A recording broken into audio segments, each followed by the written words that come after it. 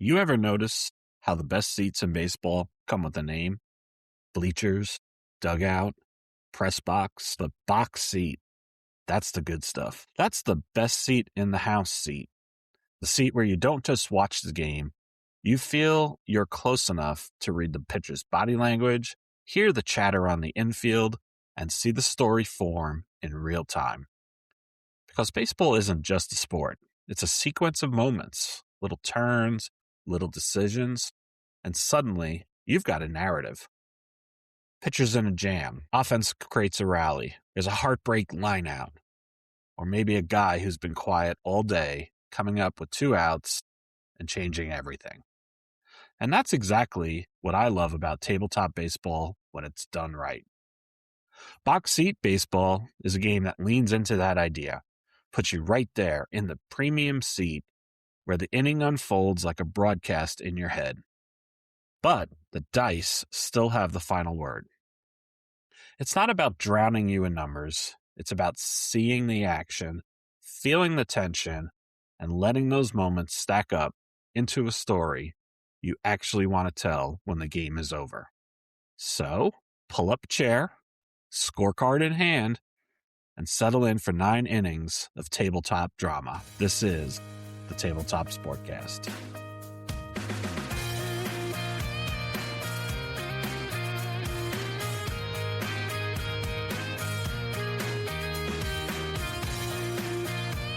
Welcome in. This is the Tabletop SportCast, the podcast where we talk tabletop sports gaming through interviews, game reviews, and project planning.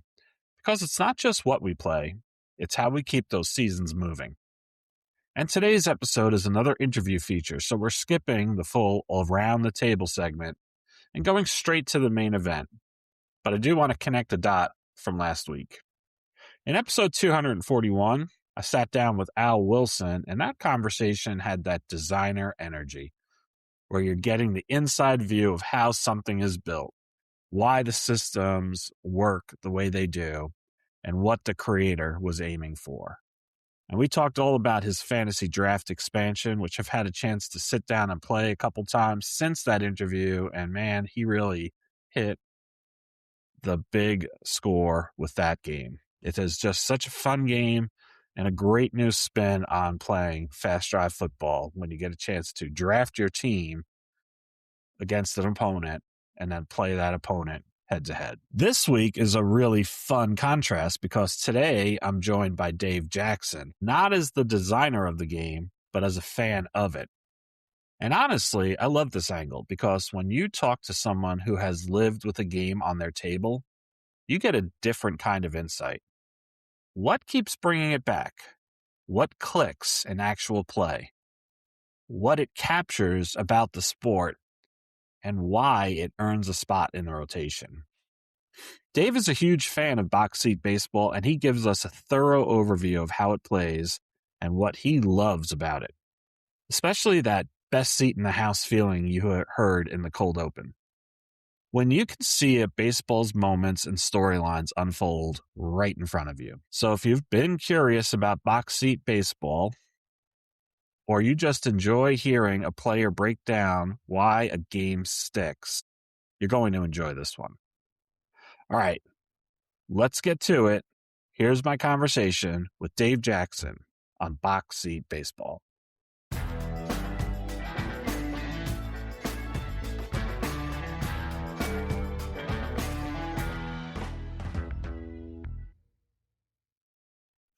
All right, I'm sitting down tonight with an old friend. Dave Jackson is back on the podcast, and we're going to talk some baseball. It's finally got past the big game, got past the Super Bowl, Dave, and yeah, I feel like I'm ready to turn the page to baseball, and I know you're a big baseball fan as well, so it'll be nice to start talking some baseball, as I think pretty much as of today, and this will air in a couple days, but as of today, I think pitchers and catchers starting to report, right? Camps are opening. I know it's great. We were talking before we came on about the winter weather that you've had in Virginia and I've had in North Carolina, and today was the first day it actually felt like spring might be here. So perfect time for baseball to start. Absolutely. So before we get to baseball, let's just catch up a little bit. It's been a couple of years since you were on the podcast. So, like, what are some things you've been up to over the last, few months, maybe a past year? Yeah, I mean, thanks for having me back on. Been playing a lot of tabletop games. I saw you, last year at Play.con. I think we'll all miss that this year. Yeah. Not having that get together in Denver, but have been, aside from being busy at work, trying to enjoy, this hobby that we have, and been playing a lot of box seat baseball, which we're going to talk about tonight. Absolutely. And then, a couple other, projects I've had going. I replayed the 1991-92 Stanley Cup playoffs, Ooh, with, 49 hockey. I used the highlight version nice. up until a game 7. If I got to a game 7, I switched over to the quick decks, and then I played Okay. the whole cup finals with quick decks, and enjoyed that very Oh, much. Had a great 7-game cup finals, all Canadian final. It was Vancouver and Montreal, and the Canucks won it in 7. They won the last 3 to win the series, and it was a 2-1 game in game 7. So, you could almost awesome. feel the tension. The Canucks scored twice in the first period and then hung on for dear life and won. So that was a lot of fun. Oh, wow. Yep. And then a little bit of lacrosse blast. I joined the co-op that Andy's running. I know you had Andy Ah, on a couple weeks ago, and yes, we did. I really like that game. I think it's a very underrated play game, both Yeah. the full play and the express. So I've been playing a little bit of that. Been playing some History Maker baseball, some famous fall classics. Replayed 1919 World Series, and I tried to rig it so that the White Sox would, try to simulate the fact that they were Throwing um, it. and there were a few of the players were not, you know, above board, and it was weird because the more I tried to do that, the more I tried to engineer it, the more the White Sox won. They actually won for the first 5 games, and the one game they lost was started by the one pitcher who was not part of the betting, Dickie Kerr. So Vicky I, at that Kerr. point, just decided I'm just going to play the game out. I'm not going to worry about dissonance or making Joe Jackson and Chick Gandil cold because they were on the take. And as it turned out, the Reds won the last 4 games and won the series in 9. So just goes to Wow. show you don't try too hard to That's simulate. right. So yeah, I've had a lot of good games on the table, and even some non-sports stuff. My wife and I have been playing Wingspan, which we just kind of got into. Oh, I know I'm late to the party on that one, but yeah, that's a really fun game, and some others absolutely. as well. That is awesome. Yeah. I think, talking about that 1919 series, the unfortunate part about the White Sox throwing the series is people don't realize how good that Cincinnati team actually was. Yeah. Mm-hmm. They were really good, and they may have had a shot at winning that thing straight up, and we'll never really know. And they just lost, like, nobody even, like, just everybody just discounts them, right? Like, no, Chicago threw it. They would have won that easily. And I don't necessarily know that that's the case. They had a very good pitching staff. They had Yeah. a bunch of guys who were double control, which, as long as you don't hit that 4-6-6 where control is a single and you end up with 2 singles, you can get you can pile up outs that way, and that's kind of what they did in the last few games. Yeah. They kind of dominated the Yeah. last 4 to win it. And a pretty decent offense, too. Yeah. So, Mm-hmm. yeah. Yeah. That was Absolutely. a good team. Good Yep. team. Yeah. Very cool. Yeah. All right. Let's get into box seat baseball. And, I'll make the full account here. I have not played box seat baseball just yet. Most of what I know about the game has been through watching a couple of people play it, Gary Brown being one, Mm-hmm. and yourself. And especially, we'll get into some of the YouTube stuff later, but, Yeah. just kind of like watching a little bit of the mechanics that you've been sharing on YouTube. So, how did you get into box seat baseball? Yeah. So I'll put 2 caveats on everything I say about box seat baseball. To start, one, I'm not the designer. Tom Right. Downing is the designer, and he's way smarter than I am when it comes to engineering, a baseball game, especially one that has the depth to it. So I want to, give him credit. I feel like I've kind of become one of its biggest fans with the article I wrote for ST's magazine and the YouTube videos I've done, but all the credit goes to him for what he created. Yeah. And then two, it's a game that I'll admit right off the top appeals to some people and doesn't appeal to others, like any game. I brought it to Play.con the last 2 years, and I had a bunch of people watching me, and I would say half of them were really intrigued, Mhm. and half of them kind of got up and walked away and said, have at it. It's not for me, and that's fine Yeah. because it's a very deep simulation. But in any case, how I got into it, I grew up playing Stratomatic.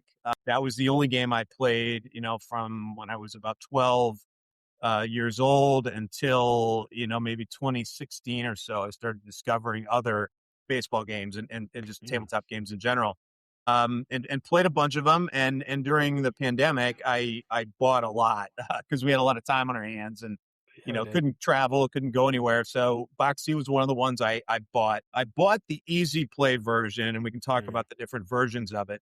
And it I enjoyed it, but it didn't really click for me.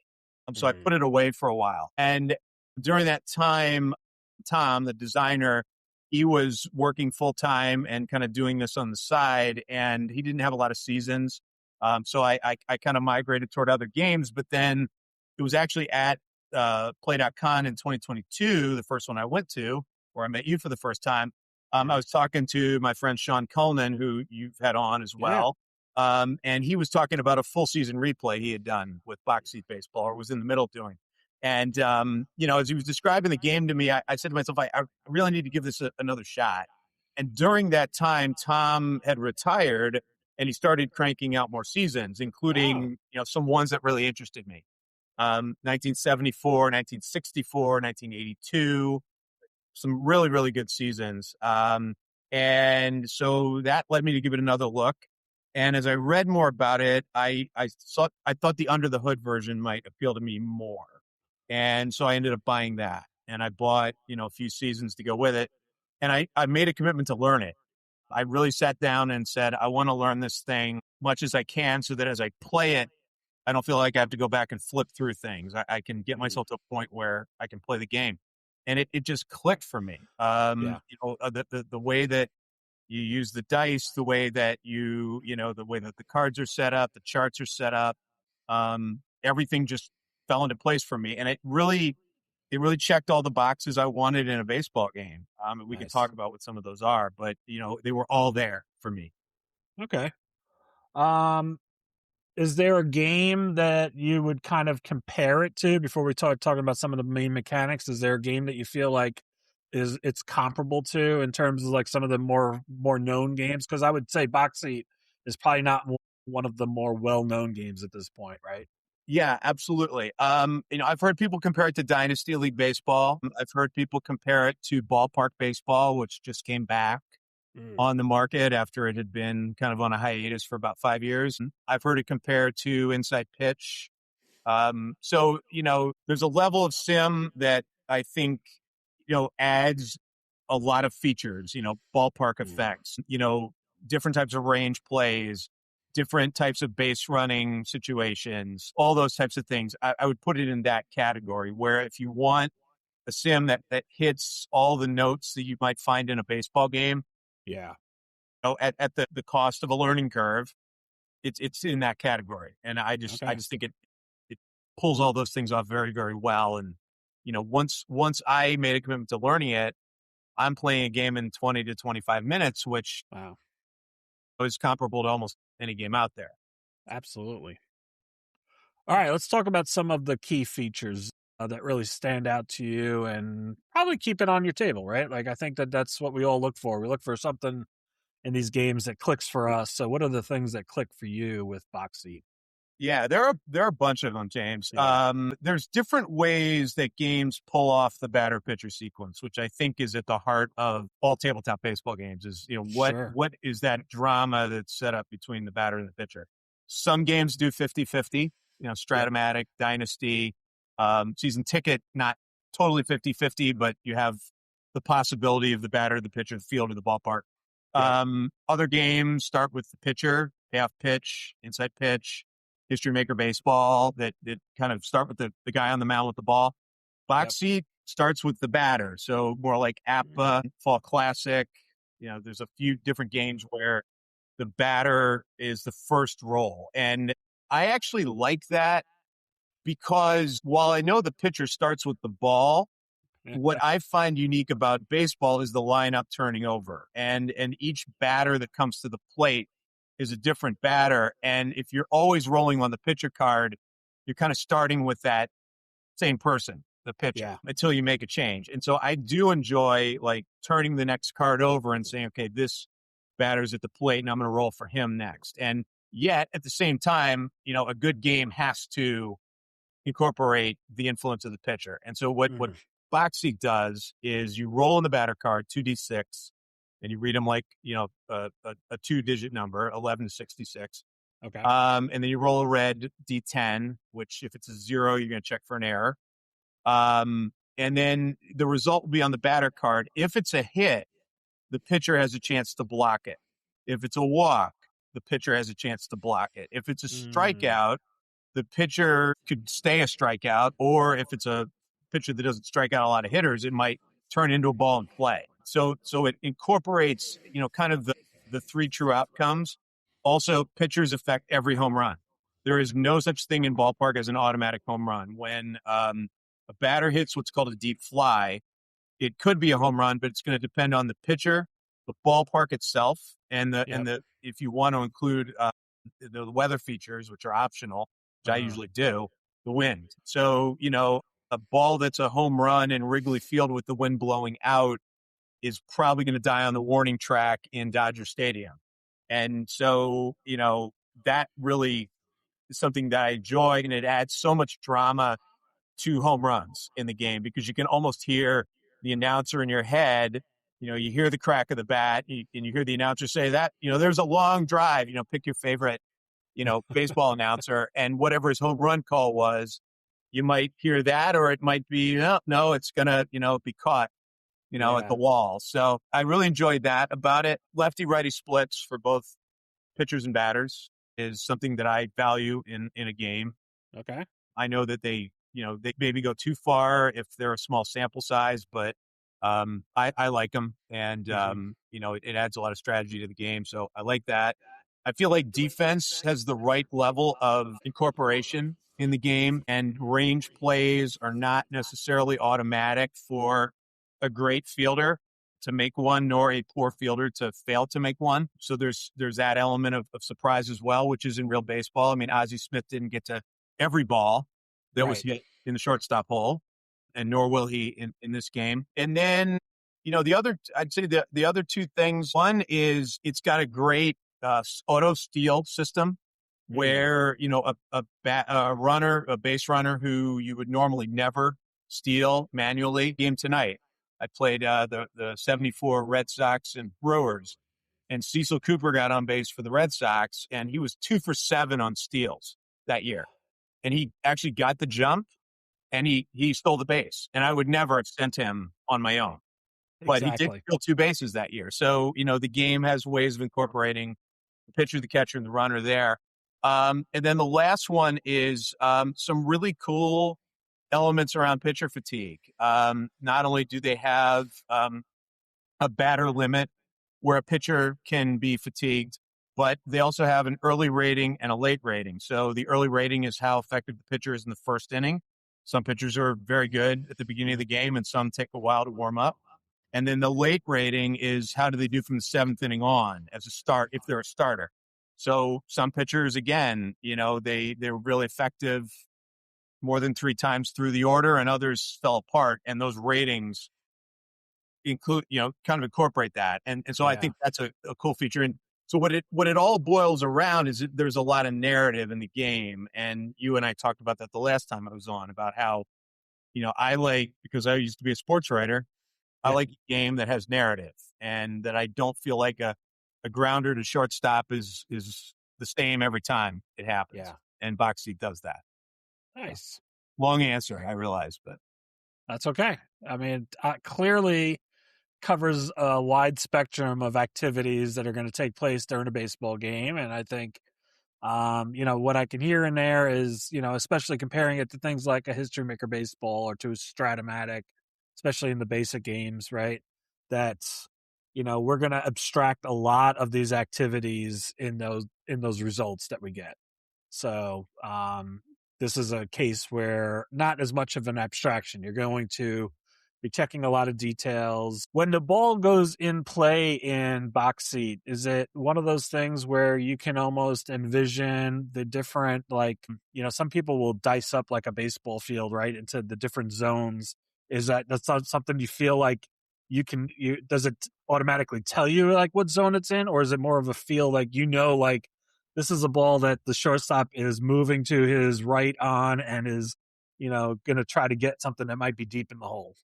It doesn't talk about zones per se, but it does describe the types of balls in play. So yeah, grounders are either hard grounders, regular grounders, or soft grounders. Okay. Hard grounders more likely are going to be double plays.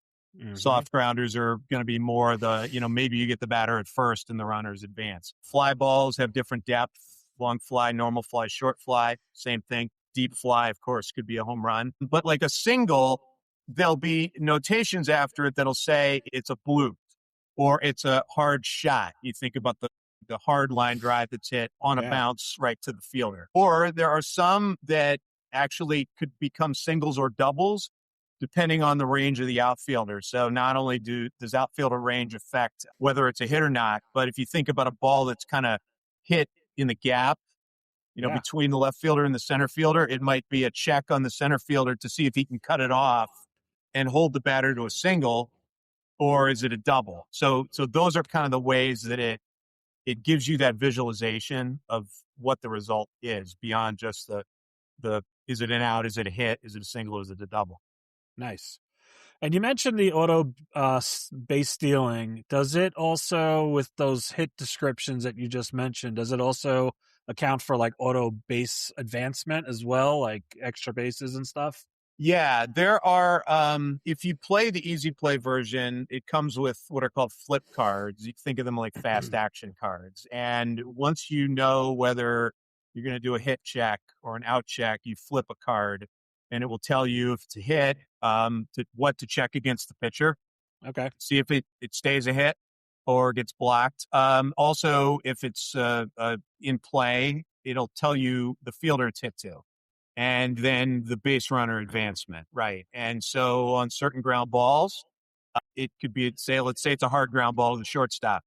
Could be a double play, but if the batter is a certain speed, he beats the relay. Likewise, sometimes like on a slow grounder, there's a choice. It might say like the runner on first makes it to second if he's this speed, and if not, you get the force at second. Otherwise, you get the batter. So there's different things like that are based on the running ratings of the runners, the batter. So there's 5 running ratings: A plus, A, B, C, and C minus. So A plus is the best, C minus is the worst, and an A plus base runner is going to be hard to double up. They're going to be able to probably leg out, get home from first on the double. A C minus is going to get doubled up more. And there's even a couple of situations where a C minus base runner second only makes it to third on a double by the batter because they're just not only slow-footed, but they probably got a bad read on the ball and only made it one base, even though the batter got 2. So there's things like that incorporated in. Nice. Very good. So, all right. So let's talk projects. Like, what kind of projects have you been running with Box Seat? Yeah, I've done 2. I've done one, and I'm in the middle of another one. And these are going to fit under your extra large, shirt box when you make that analogy. So the first one I did, you may remember a few years ago, I did a replay project where I replayed 12 pitchers from 1972. And I used a bunch of different games for that. I decided to do another project like that for 1964, and I used Box Seat for the entire project. So it was about 400 games, 12 different pitchers: Sandy Koufax, Bob Gibson, Jim Bunning, Juan Marichal, Whitey Ford, Gary Peters on the White Sox, Dean Chance, who was actually the Cy Young Award winner that year from the Angels. So 6 pitchers in the AL, 6 in the NL.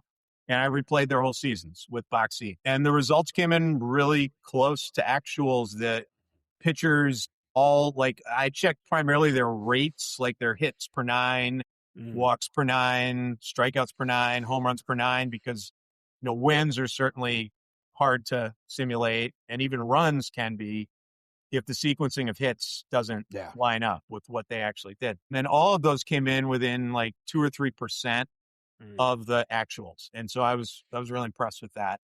Nice. And I think, that's particularly impressive because it is a game that starts with the batter card. And, I think perception of those games is they're going to inflate offense more because the pitchers aren't dictating as much. And I think this proved that, Tom found the right balance between batters and pitchers. Nice. To get their results, in line. So that project, I finished that in the fall of this year, and it took maybe about 2 years to do that. Along the way, I decided to make another run at doing a full season baseball replay. Wow. And so I'm doing 1974, and I am now 489 games into it. I played a game tonight. So I'm on May 24th of the calendar. Wow. I started July 16th, 2024. July 16th is my birthday. That's why I picked that day. And I would like to finish by July 16th of 2030. That's my goal. So 6 years. So I'm averaging, one game a day, and trying to stay on that. And I think by giving myself, a wide, amount of time to do it, it doesn't feel as intimidating. I don't feel like I'm trying to race. It's been going pretty well so far. It's been a lot of fun. And again, the stats, the batting average, I think, is within 2 points for the league of the actual, and the ERA is within, I think, 0.07. The actual ERA that year was 3.62, and right now I'm 3.69. So pretty close. That is pretty close. Yeah.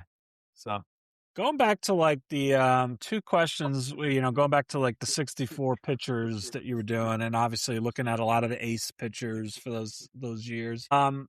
And I'd go back to a couple things you mentioned. So one is, if I had like a bad pitcher or somebody like maybe like a Nolan Ryan, right?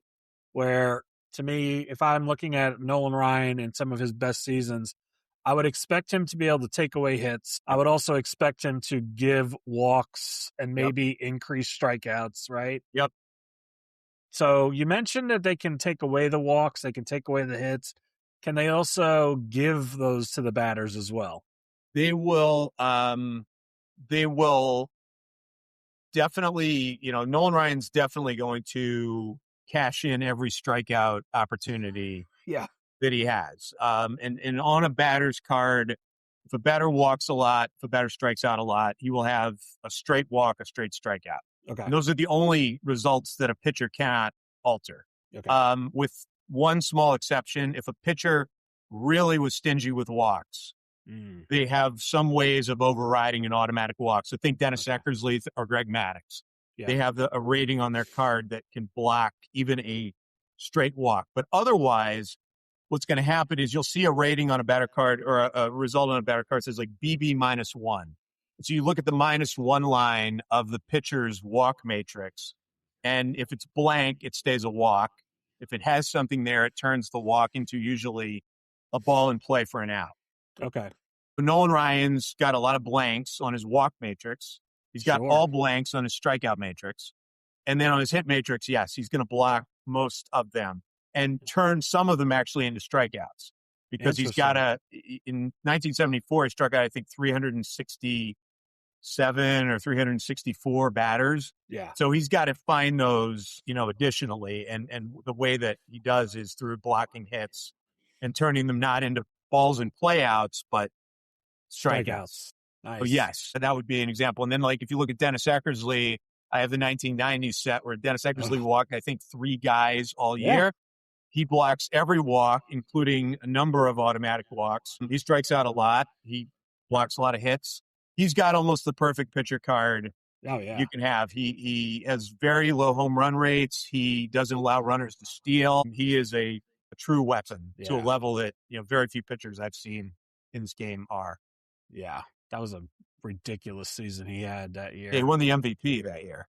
He should have. Yeah. They Yeah. didn't know what to do with relievers back then, but that was one that really stood out as like, yeah, this Mhm. is an MVP kind of season. So Absolutely. yeah, that reminds me. But there's not many games, to your point, that are batter first. APA is obviously one of them. Sports Mhm. Illustrated Baseball is another one, right? Like the Yep. old SI Baseball.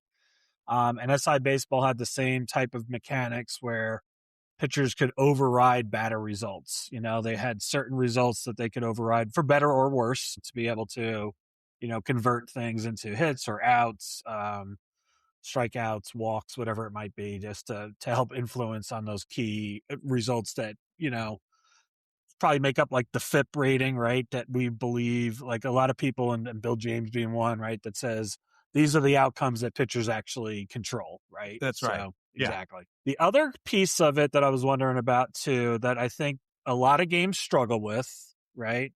Is you mentioned the pitcher fatigue. So do you feel like with those pitchers, there's enough in the game that makes you say this guy either has to come out because he's hit a certain rating, or I wouldn't want him to continue? Does the game do a good job of doing that?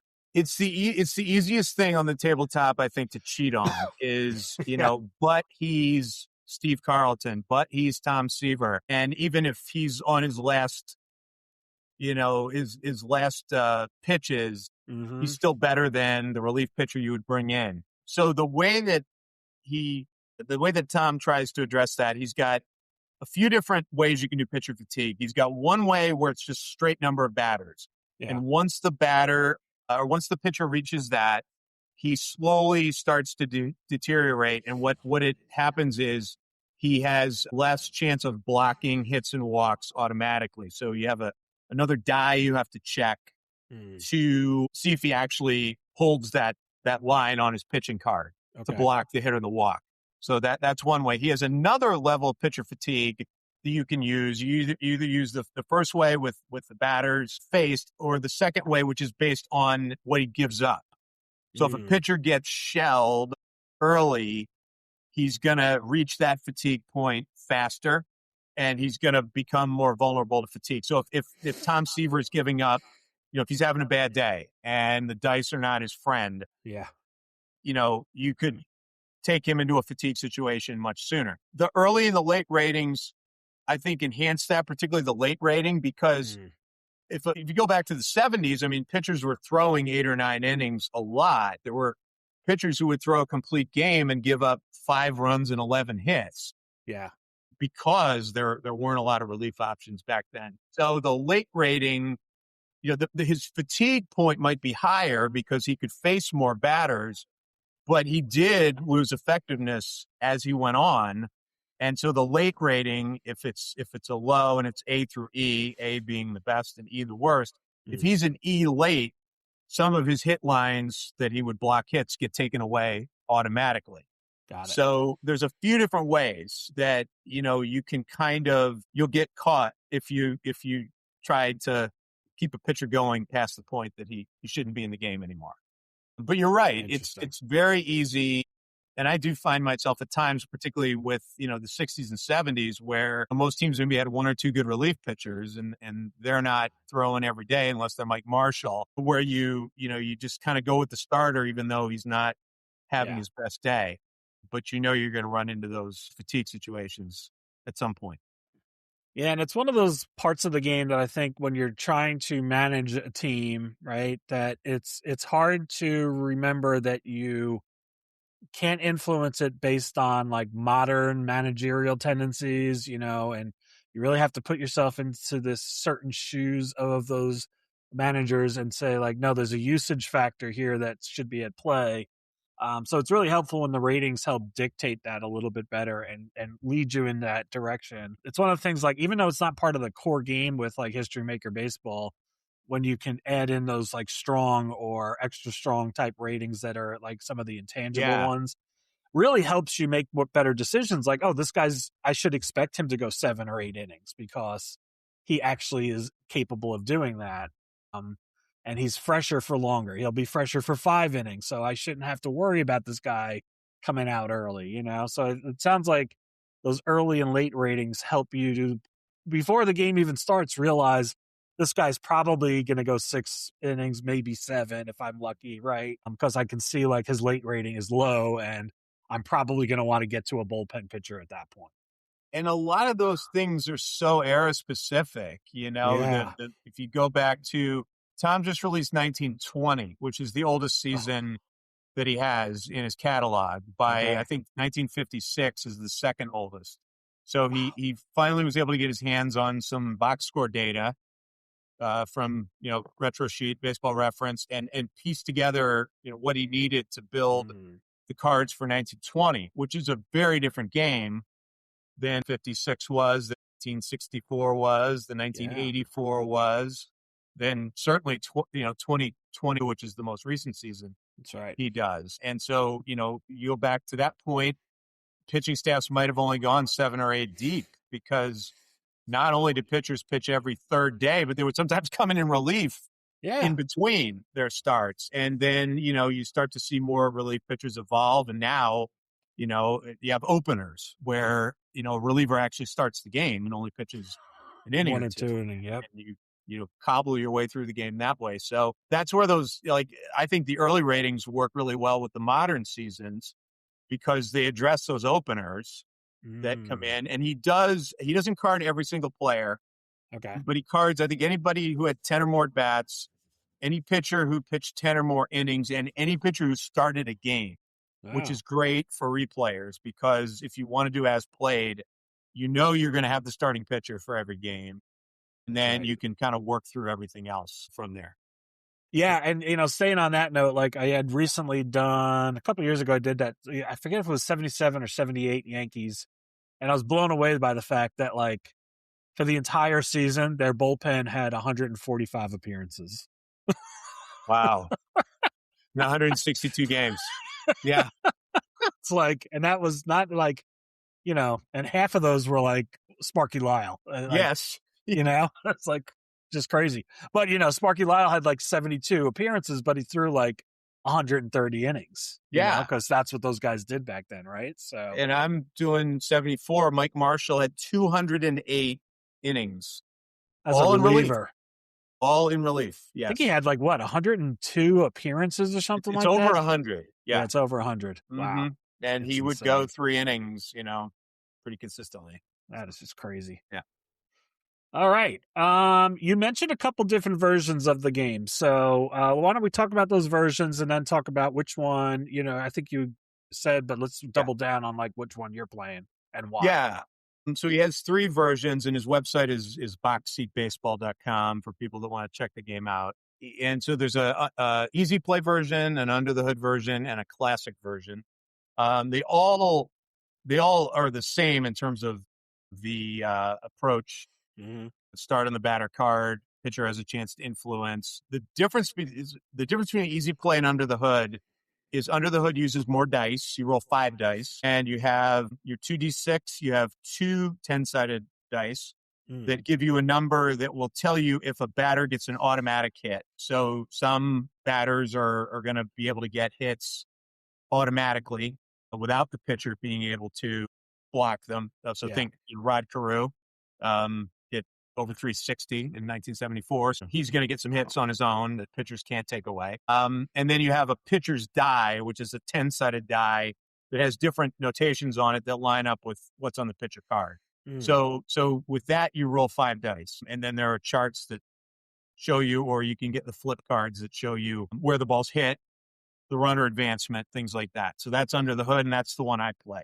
Okay. Easy play, you have just the 3 dice, the white and the black D6 for the batter result, and then a red D10, which primarily is used to check for an error, but it's also used for some other roles in the game. If it's a 0, you're going to check for an error. And then there are flip cards that have where the ball is hit, the base advance, range checks, error checks, some things that the dice do for you in the under the hood version, which is why I prefer the under the hood version, because I've gotten to know, based on what the dice say, whether a range check's going to fail or succeed just by looking at the dice and knowing the ratings of the players. And I don't have to flip more cards to do it. And same thing with errors. Okay. But the easy play, I think, if you're starting, is it it flows in a little bit different way that may be better for some people, just depending on kind of how your mind works and how comfortable you are with rolling dice. The classic version is like the easy play version, but it uses numerical results like APA to represent the outcomes that are used with regular notations in easy play and under the hood. So for instance, a single in easy play or under the hood, you might say SN1 on the batter card. Single and one usually means it's pulled toward the left side of the field. Okay. Whereas there'll be a number on the classic version that, equates to a single, but you just check it differently. So I've never played that. In true confession, I've never played that one or seen it played, but I played a lot of easy play and under the hood, and like I said, under the hood just clicked for me. But I think it just depends on, do you like fast action cards or do you like more dice? Got it. It sounds like the different versions might have different player cards then. Am I hearing that right?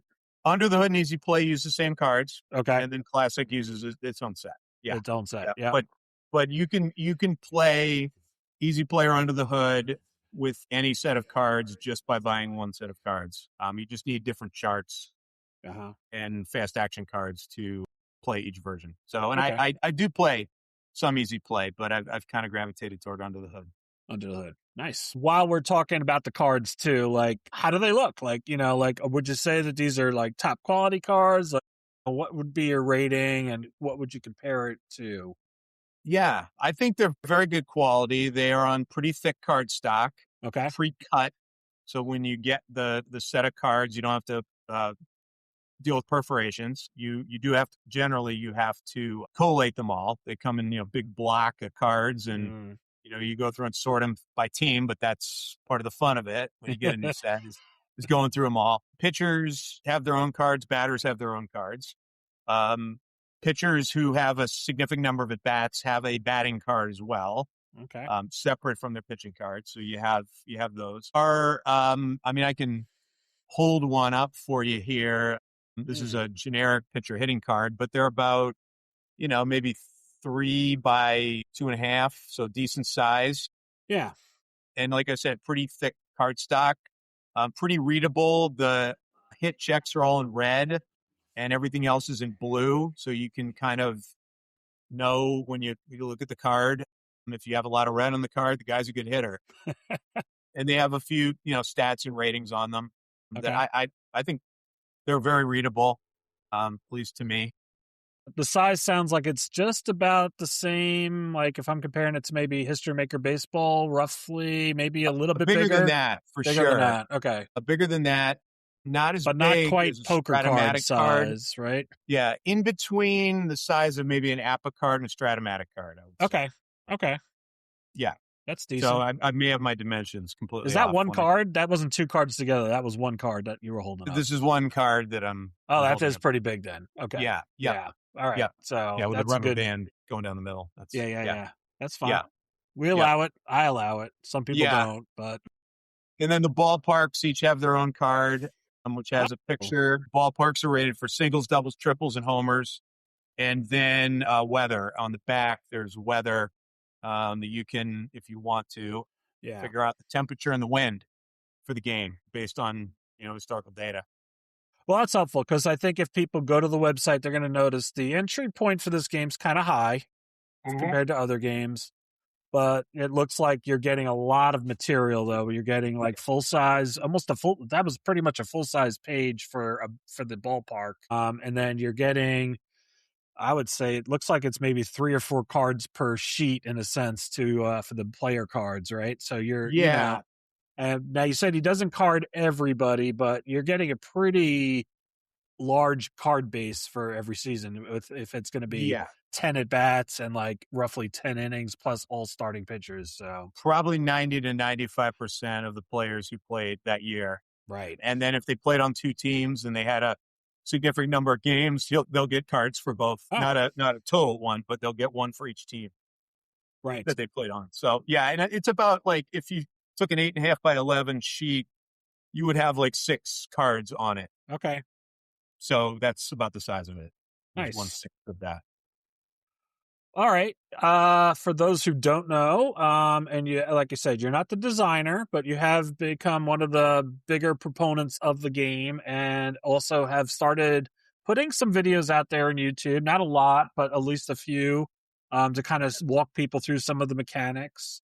So why don't we talk about some of the tips and tricks that you think, if somebody wants to get into this game, what are some of the things that you would call out like, hey, you want to probably do this out of the gate? Yeah, I think, well, first of all, there's a great way to get into the game, and that is to buy. Tom will offer you the charts and any two teams of your choice at a pretty low price point. And then anytime you buy from him, the next time you buy from him and all subsequent times, you get 20% off your order. So it's Oh, a yeah. great way to say, at a pretty low price point, low risk, like, do I like the game? Yeah. And then if you like it, you can buy a whole season of cards at less than the cost that would normally be. So that's the way I would encourage people if they want to try the game, is to do that. But in terms of the learning curve, James, I think you have to think about any game when you're learning it the way that a team thinks about preparing for a game, and that is you have to practice. And your practice doesn't look like the game itself. When a team is practicing, they might run the same play 10 times in a row and just focus on the right mechanics of it and not worry about the result.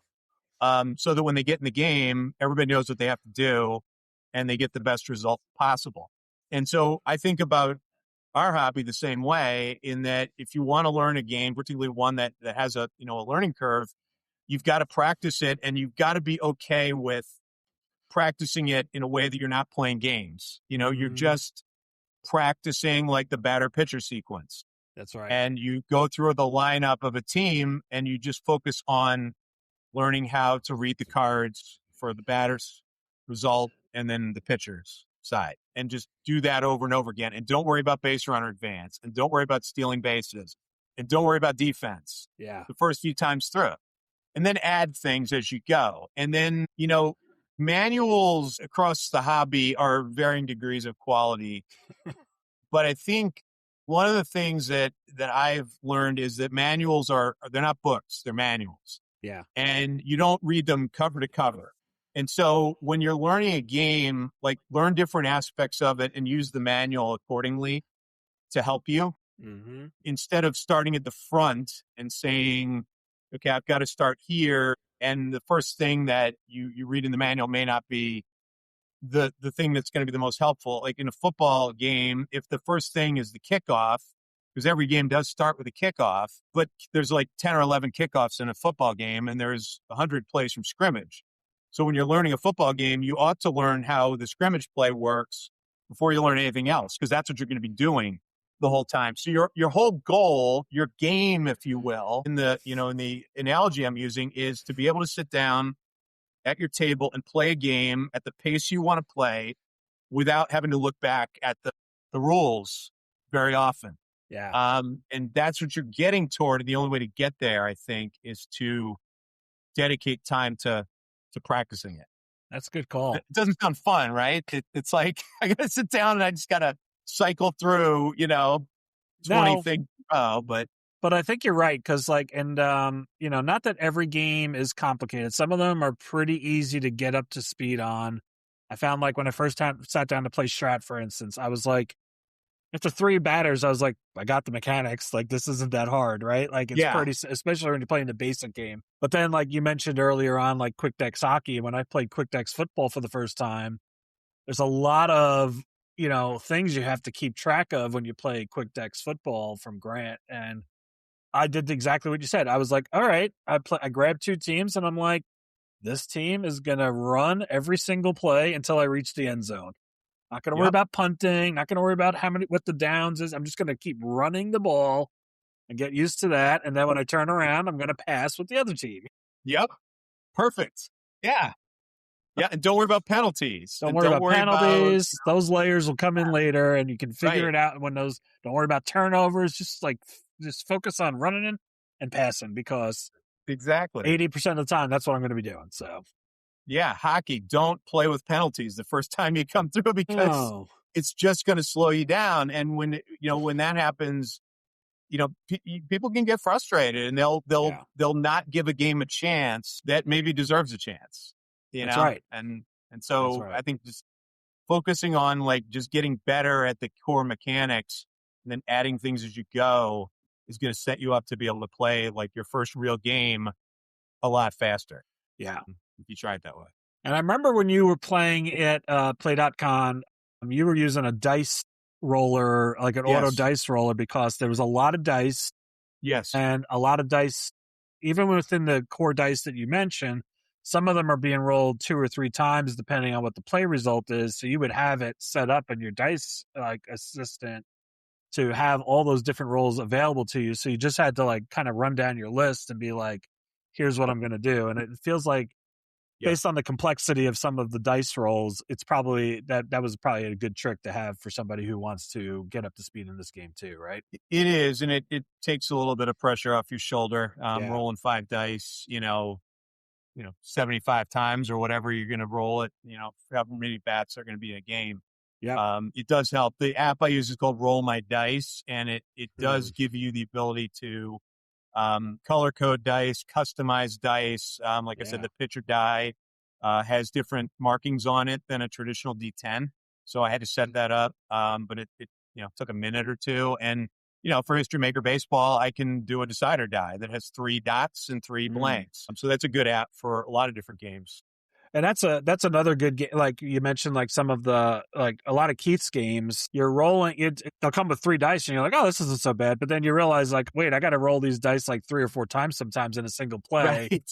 And it's like, if I use a dice app, maybe I can have those all set up so that I'm not having to constantly re-roll. And, I've heard a few guys mention it, and it's 100% true that, there, as you get to a certain age, like some of this does become repetitive motion, and you can actually give yourself some like, lingering pains or injuries, unfortunately, just from doing something as simple as rolling dice like 100 times during the course of a game. Especially if you're going to roll like 1,500 games, games, a bad right? hobby ergonomically, for us, especially as we get older. It's true. 100%. Totally true. Yeah. All right, cool. Let's talk near future for you. It looks like you got one big project that you'll be working on for the next, 4 more years?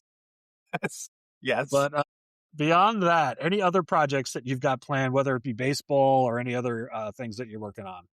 Nothing immediately in my future. I do want to do a project with History Maker Golf that I've been talking about for a while now. And I think this is the year I'm going to do it. Keith just came out with a new version of the 2000s decade that a lot of us got when we got the game. And so I've always wanted to do a project where I go by decade and I have all the decade sets and I play a Masters, a US Open, a British Open or Open Championship, and a PGA Championship from that decade at a course that hosted one of the more memorable, such events of the decade. So, 80s, I'm thinking Pebble Beach for the U.S. Open because of Watson chipping in on 17. Absolutely. And, for the PGA, this set that he just came out with, he did Hazeltine, which I actually was at the 2002 PGA at Hazeltine where Rich Beam won. I think he only won like 2 tournaments his whole career. And one of them was he held off Tiger Woods to win the PGA. So that was a great one. So I'll definitely use that set. So I want to do a major championship, 4 major championships, one, for each decade. And of course, Masters will always be at Augusta, but the others I will rotate around so that, an Oakmont or a Turnberry or a St. Andrews or, you name it, is going to get a shot. And that'll allow me to use some of the more fun sets, I think, that Keith has done with the courses and then with the golfers. So that's one I want to do this year for sure. And again, it's going to be one that will take probably a few years because a tournament can take you, a while to play. But I'd like to at least get a few decades under my belt this year. And I'll probably start that once, major season. Yeah. And maybe try to schedule them around the majors themselves. Oh, nice. That'd be fun. It's a good one. Any games or sets that you're excited about getting this year? I know that Keith's planning to do the 85 season for second season this year. second season is another game that for me, it just clicks in every way. I love it. I know that, there hasn't been he's done the WFL and he's done the USFL recently. Yep. And he did 1940 a couple of years ago for the holiday sale, but it's been a while since he's done, a classic Keith. And people who play second season know what I'm talking about, with the boutique ratings, with the real, like the level of research he does into his seasons is tremendous. And I'm really excited to just see another one of those come to fruition. I don't have a project plan with it, but, just to see the 85 Bears, in a second season format, I think is really something I'm looking forward to. So that's one thing for sure. It's just amazing to me how many games there are now. And I love learning games. I love trying new games. I think that's probably part of the reason why Box Seat clicked for me, is because I did enjoy the learning curve. I did enjoy just, getting myself from, A to Z with the game to be able to play it. And so I'm always looking for new ones to learn. And there'll probably be some impulse buys this year that, are probably for that purpose of just like, I want to learn this. I've heard people talk about, different games, and, they'll be in my future too. Nice. Yeah, I tried a lot of games last year, as some might have heard me talk about it. Like, I would think I made it to 118 games that I got on the table last year, which is just insane. But that's incredible. That's amazing. Yeah. So many of them were new too. And I think that was what kept like driving that number up and up and up, was just like, oh man, this is like a fun game, whether it would be a sport game or a non-sport game. And, just getting a chance to like learn the new mechanics, learn how people handle different situations for their game. And, as I'm trying to start getting into doing some design here and there for some games, it's like really fun learning how people are thinking through how to handle those situations in different games. And that's what's really cool about like all these baseball games, is there's not a lot of crossover material, right? Like I can sit down and play like 10 different baseball games and really come out with a different feel every single time, and I have the ones that I go to over and over again because they click for me, but it doesn't mean that the other ones aren't doing something really cool at the same time. And I think that's some of the enjoyment we get out of it, right? Is just like seeing how somebody handles what could be the exact same thing, but gives me a completely different experience to a degree. And I think that's why I play probably the second most baseball game that I play is History Maker Baseball, because it comes at it so differently than Box Seat does. Right. If it were like, similar to Box Seat, but with a few things different, I don't know that I would find it as compelling to play. But, Keith, when he designed it, he always said I had to either go better or different.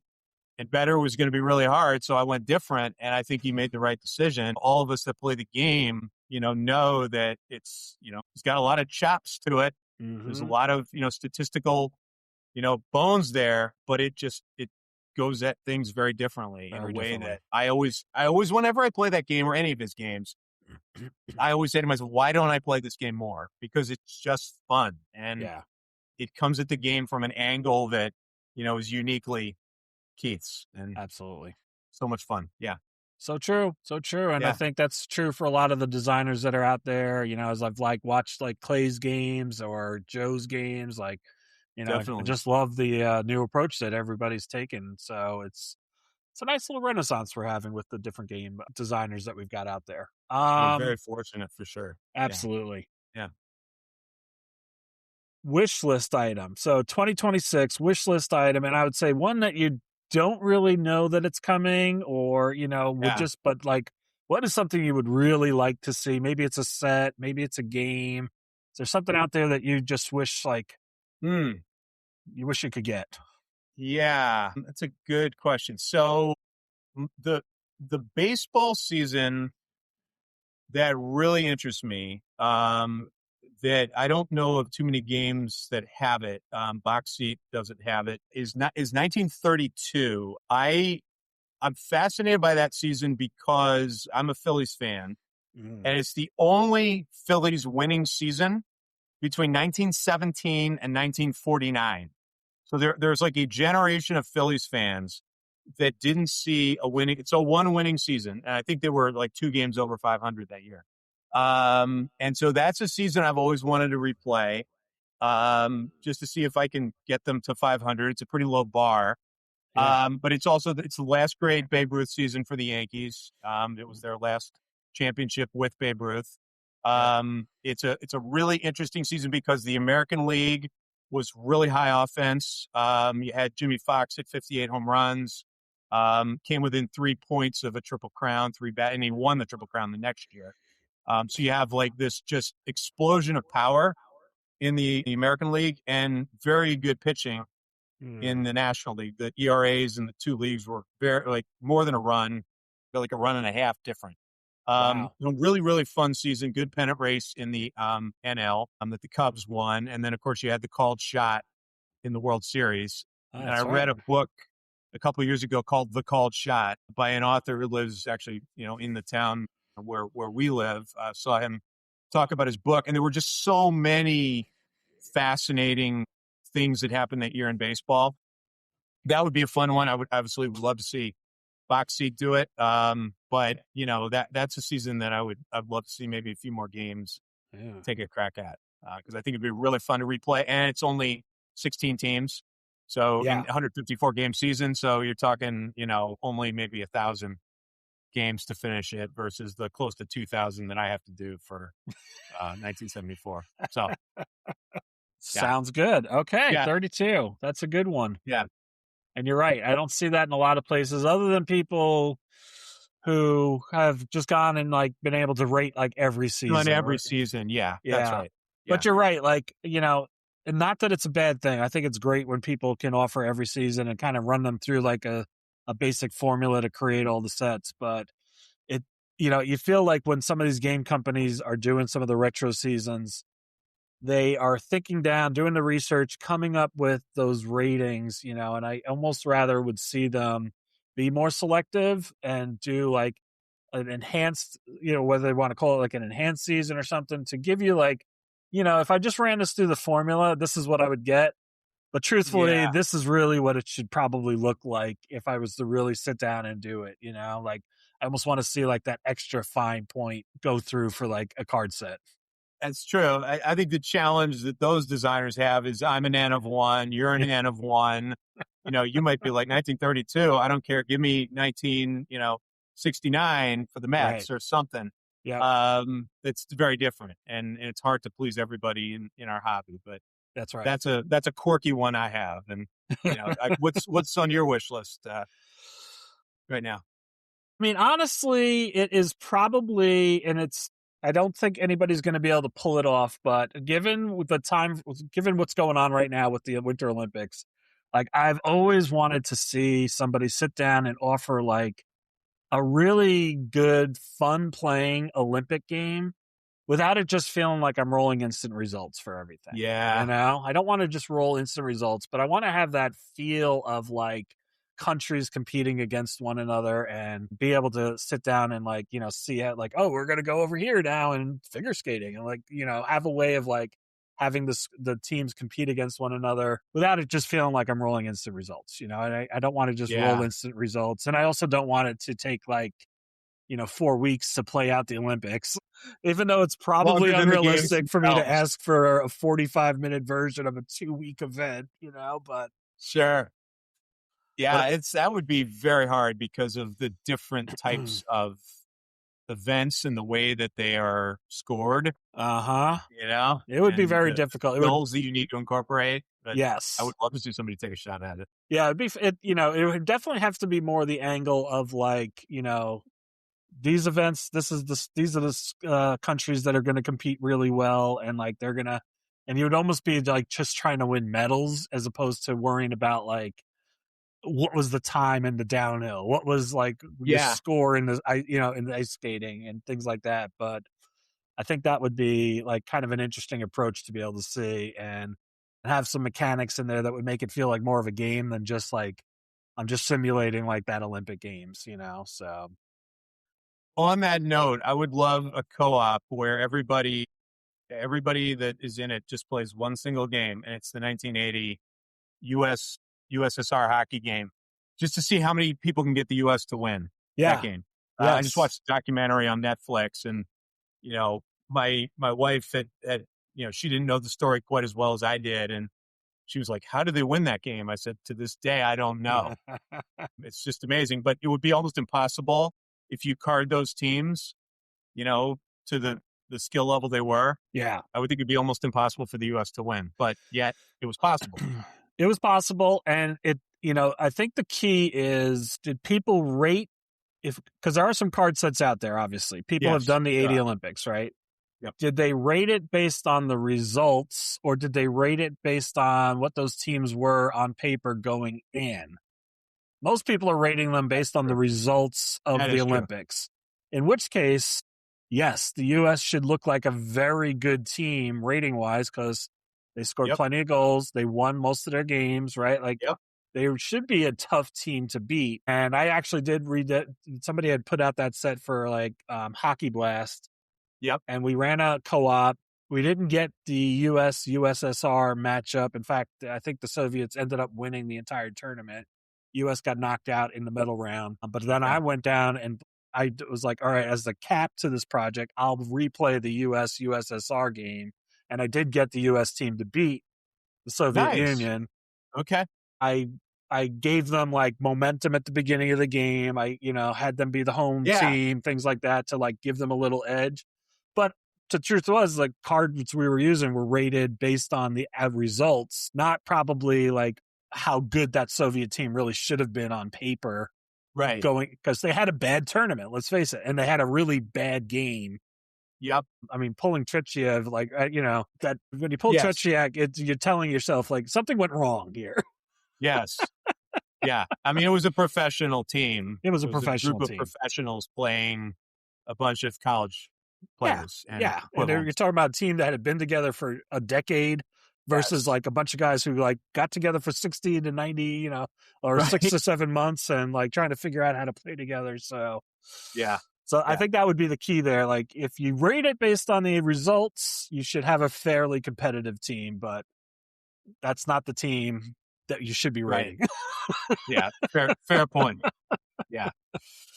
All right. Yeah. Very cool. Well, it's been great catching up and talking about box seat baseball. I think you've convinced me to get out there and probably, if nothing else, take advantage of that offer to, maybe buy the version with a couple of teams, get a feel for the game, and then see where I go from there in terms of what I want to do. So it's worth trying. I wrote the article for ST's magazine because I wanted people to know about it that didn't. And then I started doing the YouTube videos because I wanted, if anybody was, looking at it and just struggling with it, I wanted to give them a way to learn it. And I did it like a series of chapters in a book where each video was self-contained to a particular aspect of the game. So if you're struggling with outfield checks, go to this video. If you're struggling with, pitcher fatigue, go to this video. And hopefully that helps people. Absolutely. And I, always make myself available, as does anybody, on the Delphi forums to learn about it, ask questions on there. There's also a PC version that Tom's brother Bill created that, I think it's $20 to get it with a season. And you see what the cards look like and you see what the charts look like. And that might be another way at a low price point to kind of learn the mechanics of it. So those are some tips I would say. Good to know. Yeah. All right. And I'll include links to your YouTube channel as well as Box Seat Baseball for those who are looking for it. You can check out the show notes and we'll have links to both. So hopefully some people will pick up this game for Tom and, get it on their table. Awesome, James. So thanks for having me on. It was good catching up. Yeah. Enjoyed it. We'll talk soon. All right. Thanks.